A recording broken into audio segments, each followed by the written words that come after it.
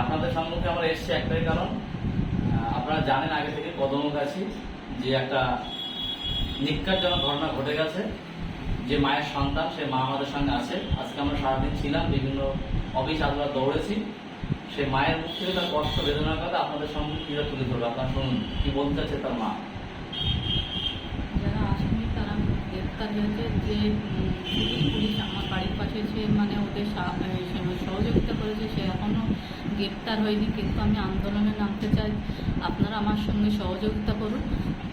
আমি মানে এই দৃশ্য দেখে আমি মানে চুপ থাকতে পারছি না, এবং আগামীকাল এবং আমি সারা জীবন এই আন্দোলন আমি করতে চাই। এর প্রতিবাদ আপনারা করে দিন। আপনারা শুনতেই পেলেন তার মায়ের বক্তব্য। তিনি যতদিন বেঁচে থাকবেন তিনি আন্দোলন করতে চাচ্ছেন, তার একটাই বক্তব্য, আন্দোলন করবেন তিনি। এবং যদি কিনা যে আইবি অফিসার বলছেন তিনি গ্রেপ্তার না হলে উনি আন্দোলনে নামতে চান আগামীকাল থেকেই, যদি কালকের মধ্যে গ্রেপ্তার না হয়। সেই সঙ্গ আমাদের চেয়েছেন, আমরা ইন্ডিয়ান সেকুলার ফ্রন্ট তাদের সঙ্গ দেব অবশ্যই। কিন্তু সেই সঙ্গে যারা দেগঙ্গাবাসী, যারা পশ্চিমবাংলাভাষী এবং ভারতবাসীর কাছে আমাদের আবেদন, তাদের মায়ের সঙ্গে আপনারাও দিন। এটি হচ্ছে আমাদের আবেদন।